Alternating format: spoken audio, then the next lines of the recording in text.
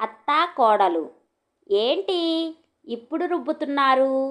వెనుక బాల్కనీలో ఓ మూలకి ఉన్న చిన్న రోటి ముందు ముక్కాలి పీట మీద కూర్చొని రోట్లో పత్రాన్ని గిరగిరా తిప్పుతూ చకచకా రుబ్బుతున్న పార్వతమ్మ వెనక నుండి వచ్చిన కోడలు ప్రశ్నకి ఒక్కసారిగా ఉలిక్కిపడింది. వెంటనే తేరుకొని నేను సమాధానమిచ్చేదేంటి అన్నట్లు మళ్ళీ పత్రాన్ని ఇంకా స్పీడుగా తిప్పసాగింది. మిమ్మల్నే ఈ టైంలో ఏం రుబ్బుతున్నారు? ఓ అడుగు ముందుకేసి రోట్లోకి చూసిన సుభద్ర మొహం ఆశ్చర్యంతో నిండిపోయింది. ఇప్పుడు కంది పచ్చడి రుబ్బుతున్నారా? ఎందుకు? పార్వతమ్మ తొనకలేదు. మహా గంభీరంగా అవును ఇప్పుడే. ఏ ఇప్పుడు కంది పచ్చడి రుబ్బుకోకూడదని ఎక్కడైనా రూలుందా? అది కాదు, అది ఇప్పుడు ఎవరు తింటారని. కొబ్బరి వేసి క్యాబేజీ కూర చేశాను కదా, ఆ చప్పిడి కూరలతో నా కొడుకు కడుపు మార్చేస్తున్నావు. క్యాబేజీ కూడా ఓ కూరేనా? దాని మొహాన ఎంత పోపు పెట్టినా ఓ రుచా పచ సప్పగా ఏడుస్తుంది. వాడు అద్దాకలితో లేవాల్సింది. ఏదో ఈ మాత్రం కాలు చెయ్యి ఆడుతున్నాయి కనుక నా కొడుక్కి కాస్త రుచిగా కంది పచ్చడి చేసి విస్తట్లో వేద్దామని చేస్తున్నాను. దీనికి కూడా నీ పర్మిషన్ కావాలేంటి? దబాయింపుగా అన్న పార్వతమ్మ మాటలకి సుభద్రకి చిర్రెత్తుకొచ్చింది. అబ్బో, మీరే కన్నారు మహా కొడుకుని. మీ కొడుకేమీ బాలాకుమారుడు కాదు. కూతురు పెళ్లి చేసి పంపించిన 60 ఏళ్లకు దగ్గరవుతున్న మనిషి.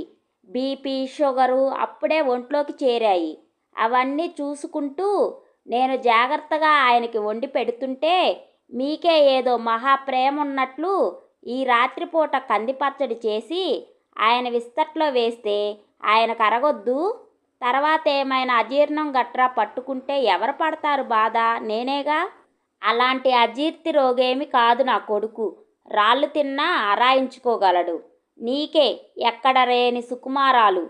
పని చెయ్యాల్సి వస్తుందని తినడం మానేసే నువ్వు కూడా నాకు చెప్పడమే. పార్వతమ్మ మాటలకి తిక్కరేగింది సుభద్రకి. మరే, మేం సుకుమారులమే, అందుకే మాకు సుకారాలు. మీరంతా బండ మనుషులు. రాళ్ళు తిన్నా ఆరాయించుకుంటారు. అయినా నాకెందుకు ఈ అక్కర్లేని వెంపర్లాట? మీరు మీ కొడుకు చూసుకోండి. అయినా శుభ్రంగా మిషనుండగా ఈ రోట్లో తంటాలు పడటం ఎందుకు? సాయంత్రం ఒళ్ళు నొప్పులంటూ మంచం ఎక్కడం ఎందుకు? మూతి తిప్పుకుంటూ నడుము చుట్టూ కొంగు దోపుకుంటూ విసురుగా వంటగదిలోకి వెళ్ళింది సుభద్ర. మిషన్లో రుబ్బాలట కంది పచ్చడి, మిషన్లో. ఈవిడ గారు ఇంకా చెప్పలేదని కాబోలు నేను రోటి ముందు కూర్చున్నా. అయినా ఎద్దుకేం తెలుసు అటుకులు రుచని? రోటిలో రుబ్బే కంది పచ్చడి రుచి దీని మొహానికేం తెలుస్తుంది? ఇంగువ బాగా దట్టించి కనుక పోపు పెడితేనా ఈ పచ్చడికి? ఆ వాసనకి లంకనాలు చేసేవాడు కూడా లేచి విస్తరి ముందు కూర్చుంటాడు. వాడు బొత్తిగా నోట్లో నాలుక లేనివాడు కనుక అమాయకుణ్ణి చేసి కొంగున కట్టేసుకుంది. అది విస్తట్లో వేసింది తినడమే తప్పితే ఒక్కనాడైనా నోరు విప్పి ఇది చెయ్యమని దాన్ని అడిగాడా వెర్రినాగన్నా? ఏదో వాడు కడుపు నిండా ఏం తింటాడో తెలుసు గనుకనే అడగకుండానే అమ్మని గనుక ఇలా తంటాలు పడుతున్నాను. కనీసం ఈ పూటైనా వాడికిష్టమైన ఈ కంది పచ్చడితో బిడ్డ కడుపు నిండా తింటే చాలు. అవును, ఇంతకీ ఈ పూట ఇది అన్నం వండిందా, రొట్టెలు చేసిందా? కంది పచ్చడి రొట్టెల్లో ఏం బాగుంటుందని నెమ్మదిగా గొనుక్కుంటూ కోడలు అన్నం వండిందో లేదోనని అనుమానం రాగానే గట్టిగా కేక వేసింది పార్వతమ్మ. ఇదిగో పిల్ల, ఈ పూట రొట్టెలు చేయకు. అన్నం కూడా ఓ గుప్పెడు బియ్యం ఎక్కువ పడేయి. కంది పచ్చడి ఉంటే వాడు 2 మెతుకులు ఎక్కువే తింటాడు. అత్తగారు పార్వతమ్మ పెట్టిన కేక విన్న సుభద్ర విసుక్కుంది. ఈవిడ చేదస్తంతో చస్తున్నాను అనుకుంటూ రొట్టెల కోసం కలిపిన పిండిలో అత్తగారికి కావలసిన 2 రొట్టెల వరకు అయ్యే పిండి మటుకు పైనుంచి మిగిలిన పిండి ఫ్రిడ్జ్లో పెట్టేసి కుక్కర్ పెట్టడానికి బియ్యం డబ్బా మూత తీసింది. హాల్లో రాఘవతో పాటు స్పీకర్ ఫోన్లో వీళ్ళిద్దరి సంభాషణ వింటున్న రాఘవ కూతురు సరోజ పక్కున నవ్వింది. విన్నావమ్మా, నువ్వెళ్ళి ఢిల్లీలో కూర్చున్నావు. నాకు మటుకు వీళ్ళ గొడవ తప్పడం లేదు. రాఘవ మాటలు విన్న సరోజ నవ్వుతూనే చెప్పింది. పెళ్ళయ్యేదాకా రోజు నా పెంపకం గురించి ఇద్దరూ ఇలాగే గొడవ పడేవారు నాన్న. ఇప్పుడు నీ గురించి అన్నమాట. మొత్తానికి నీకు కాలక్షేపం బాగానే ఉంటుందిలే. ఏం చేస్తామమ్మా, ఇద్దరూ ఇద్దరే. ఇద్దరికీ నువ్వన్నా నేనన్నా మమకారమే. ఎవరి పద్ధతిలో వాళ్ళు దాన్ని చూపించుకోవడానికి చేసే ప్రయత్నమే ఇది అంటూ తేల్చేశాడు రాఘవ.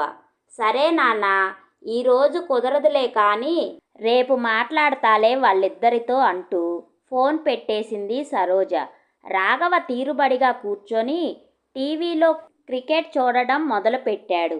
కానీ క్రికెట్ కామెంటరీ కన్నా గట్టిగా అత్తాకోడళ్ళ సంభాషణ రాఘవ చెవిలో పడుతోంది. అన్నం వండాలట. అన్నం 2 పూటలా అన్నం తినకూడదని ఎంతమంది డాక్టర్లు చెప్పడం లేదు. కార్బోహైడ్రేట్లు ఎక్కువగా తినకండో అని ముప్పొద్దుల అందరు డాక్టర్లు టీవీలోనూ ఘోష పెడుతూనే ఉంటారు. కానీ ఇలాంటి చేదస్తం మనుషులు వినిపించుకుంటేనా? సుభద్ర బియ్యం కడుగుతూ ఎంత నెమ్మదిగా విసుక్కుంటున్నా ఆ మాటలు పార్వతమ్మ చెవిలో పడనే పడ్డాయి. అవునమ్మా, కడుపు నిండా తినమనడం కూడా చేదస్తం అయిపోయింది ఇంట్లో. అక్కడికి పెద్దాడికి చెప్తూనే ఉన్నాను, చిన్నాడి దగ్గరకు వెళతాను, టికెట్ కొని రైలు ఎక్కించరా అని. అక్కడైతే ఎంచక్కా వంటిల్లంతా నా అజమాయిషీలోనే ఉంటుంది. ఏం చేసినా సంబరపడిపోతూ తింటారు చిన్నోడు, వాడి పెళ్ళాం, పిల్లలు. అక్కడ అందరూ నన్ను నెత్తిన పెట్టుకుంటారు. నీలా నువ్వంటూ మీద పడిపోరు. ఎందుకు పెట్టుకోరు?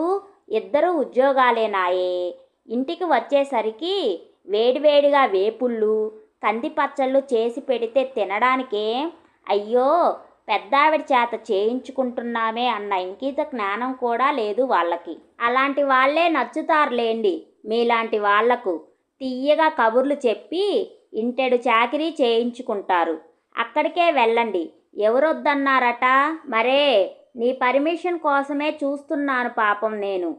వెళ్ళిన దగ్గర నుండి మొగుడు చేత ఫోన్ల మీద ఫోన్లు చేయించి 10 రోజులు కూడా ఉండనివ్వకుండా వెనక్కి రప్పించేదెవరు? ఎంత జానవి కాకపోతే మొగుణ్ణి కొంగున కట్టేసుకొని వాడితో చెప్పించి నన్ను వెనక్కి రప్పించేస్తావు? పొత్రాన్ని మరింత గిరగిరా తిప్పుతూ అడిగింది పార్వతమ్మ. అబ్బో, మీ మీద ప్రేమ కారిపోతుందని రప్పించేశాను పాపం. మీ ముద్దుల కొడుకు అమ్మ మీద బెంగ పెట్టుకొని తిండి తినకపోతుంటే పిలిపించండి అనాల్సి వచ్చింది. లేకపోతే మీ చేత మాటలు పడటం నాకేమైనా సరదానా? రైస్ కుక్కర్ స్విచ్ వేస్తూ అంది సుభద్ర. ఉండదు మరి బెంగ. మా ఇళ్లల్లో ప్రేమలు అభిమానాలు ఎక్కువేనమ్మా. మీ వాళ్ళలాగా మాట్లాడితే మొహం చిట్లించుకునే రకాలు కాదు మేము. నాకేం కావాలో నా కొడుక్కి తెలుసు, నా కొడుక్కి ఏం కావాలో నాకు తెలుసు. ఇంతకీ పచ్చట్లో ఉప్పు సరిపోయిందో లేదో కాస్త చూసి చెప్పు. నా చేతికి ఉప్పు కాస్త తక్కువే పడుతుంది మరి. రుబ్బుతున్న పచ్చట్లో నుంచి ఉసిరికాయంత ముద్ద తీసి బియ్యం కడిగే నీళ్లు బాల్కనీలోని కుండీలో ఉన్న మొక్కల్లో పోయడానికి వచ్చిన సుభద్ర చేతికిచ్చింది పార్వతమ్మ. అరచేతిలో వేసిన పచ్చడిని నాలకతో సప్పరించి, కాస్త తక్కువ అయిందిలేండి, అయినా ఇంక వెయ్యకండి, ఉప్పు తక్కువ తినాలని డాక్టర్లు చెబుతున్నారు. వాళ్ళకేం ఎన్నైనా చెప్తారు. కంది పచ్చడిలో ఉప్పు తక్కువైతే నాలుక చచ్చిపోతుంది. నాలుక కంటనప్పుడు ఇంకా ఇంత కష్టపడి పచ్చడి చేసుకోవడం ఎందుకు అంటూ పక్కనే పెట్టుకున్న ఉప్పు జాడీలో నుండి చారెడు ఉప్పు తీసి సుభద్రకి చూపిస్తూ ఇది సరిపోతుందా అని అడిగింది. అబ్బే, అంత అక్కర్లేదు, సగం చాలు అంటూ ఇంకక్కడి నుండి లేస్తారా?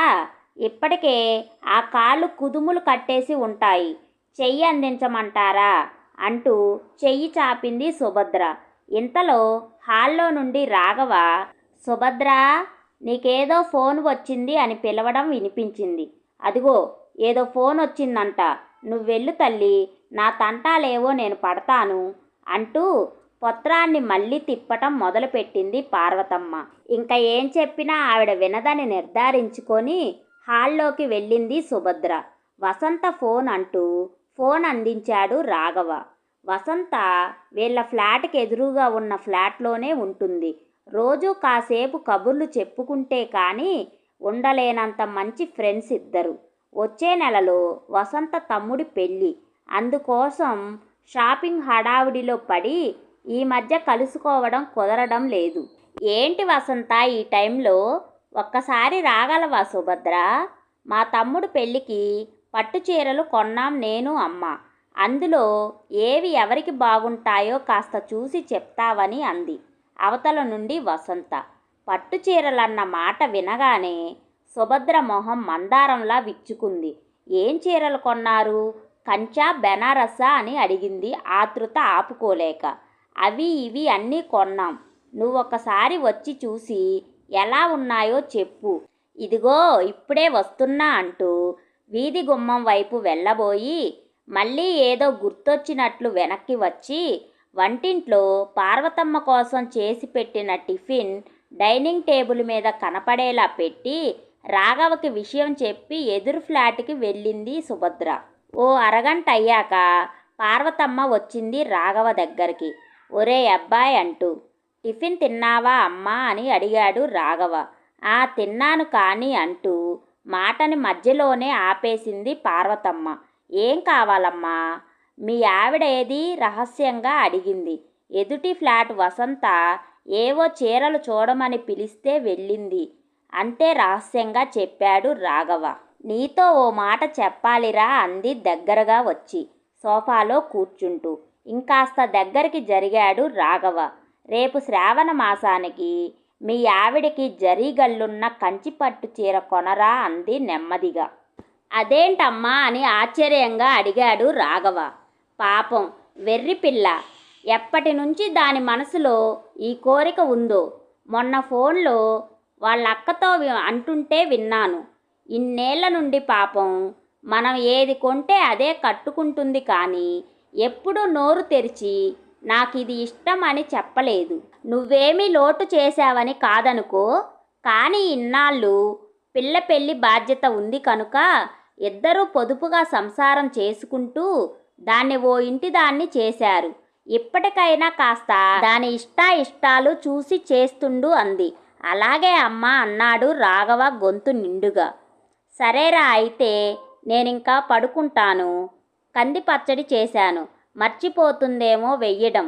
అడిగి వేసుకొని తిను అంటూ తన గదిలోకి వెళ్ళిపోయింది. సీరియస్గా క్రికెట్ చూస్తున్న రాఘవ మీద ఏదో పడినట్లు అవడంతో ఒక్కసారిగా ఉలిక్కిపడ్డాడు. తీసి చూస్తే అదేదో ఆయింట్మెంట్ను అందుకుంది సుభద్ర. అయ్యో చూడలేదండి, ట్యూబ్లో ఇంకేమీ లేదని పక్కన పడేస్తుంటే పొరపాటున మీ మీద పడింది. నువ్వెప్పుడొచ్చావు? వసంత వాళ్ళ ఇంటి నుండి అడిగాడు రాఘవ. ఇందాకే వచ్చాను. మీరా క్రికెట్లో మునిగిపోయి ఉన్నారు. ఏ దొంగోడైనా ఇంట్లో చొరబడినా ఇంతే అంటూ సుభద్ర టేబుల్ మీద కుప్పగా పోసిన ట్యూబుల్లో దేనికోసమో సీరియస్గా వెతుకుతోంది. ఏం కావాలి అడిగాడు రాఘవ. పెయిన్ బామండి, ఇక్కడే ఎక్కడో ఉండాలి. ఏం నడువు నొప్పిగా ఉందా? నాకు కాదండి, మీ అమ్మగారికి. చూడండి కాళ్ళు రెండు ముడుచుకొని ఎలా పడుకున్నారో. ఒంట్లో ఓపిక లేకపోయినా ఆ చిన్న ముక్కాలి పీట మీద కూర్చొని ఇప్పుడు ఆ కంది పచ్చడి రుబ్బకపోతేనే ఎంతోటి రుచి మిక్సీలో వేస్తే రాదట. చాదస్తం కాకపోతే మీరైనా చెప్పొచ్చుగా.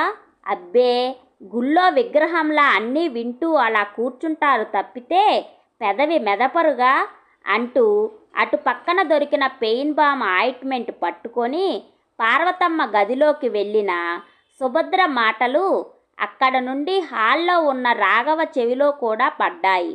ఒకసారి కాకపోతే ఒకసారైనా చెప్పిన మాట వినాలి. మీరేమైనా బాలాకుమారి అనుకున్నారా? రోట్లో కందిపచ్చడి రుబ్బేయటానికి ఆ కాళ్ళిలా చాపండి, మందు రాస్తాను. రోజు రోజుకి మీ చేదస్తంతో చస్తున్నాను. ఇప్పుడు మీ అబ్బాయి ఆ కందిపచ్చడి తినకపోతే వచ్చే నష్టం ఏమిటో ఏం చేస్తాం? నాకు తప్పుతుందా? పెద్దవారు అలా కాళ్ళు మునగదీసుకొని పడుకుంటే ప్రాణం ఉసూరు మనదు.